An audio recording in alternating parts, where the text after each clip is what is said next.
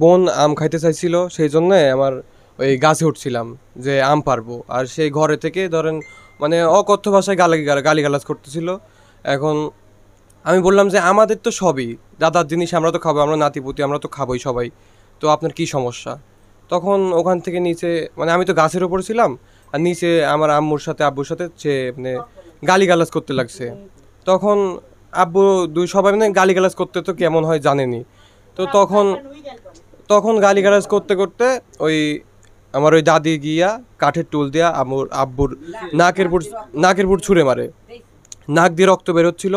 তারপরে আমি পরে গাছ থেকে নামছি, নামার পরে দেখি যে ঘরের ভিতরে এই হাসি নিয়া দুই হাতে দুইটা নিয়া এই কুবাচ্ছে। এই পায়ে কোপ দিছে একটা, আর হচ্ছে এই পেটে কোপ দিতে লাগছে। তখন আমি ধরছি, এই যে আমার ওই যে এখানে কোপ লাগছে, এই যে এতদূর পর্যন্ত আমি এই যে কোনো রকমে ধরছি, কোনো রকমে আমি বাঁচার পরে ওই হাসি মানে ছুটানো যাচ্ছে না তার থেকে। সে মানে এমনভাবে ধরছে সেটা ছুটানো যাচ্ছে না কোনোভাবে। সেটা ছুটানোর পরে আব্বুক বাইর করার পরে আমি হসপিটালে নিয়ে গেছি, নিয়ে গিয়ে তারপরে রাজশাহী পাঠিয়ে দিছে ওরা। এখন আমি বিচার চাই, ওকে যেন আইনের আওতায় নেওয়া হয়, কঠোর যেন বিচার হয় তার।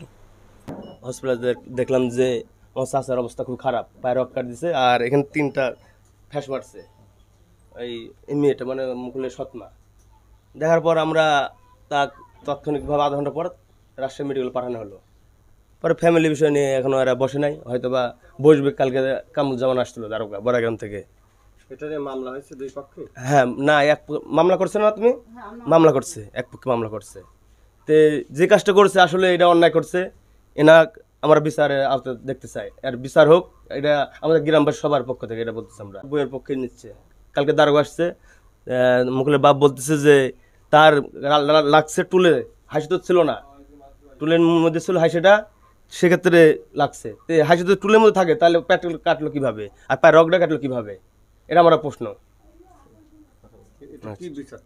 এটা আমরা কঠোর বিচার চাই, জানাই এই বিষয় নিয়ে কোনো বাড়ির কোনো সমস্যা যেন এরকম ধরনের না হয়। মাগরিবের নামাজের পরে আসি, এসা নামাজ পড়েছি খেজুরতলা, নামাজ পড়ে আসি, ওখানে শুনলাম যে এখানে গন্ডগোল হয়েছে।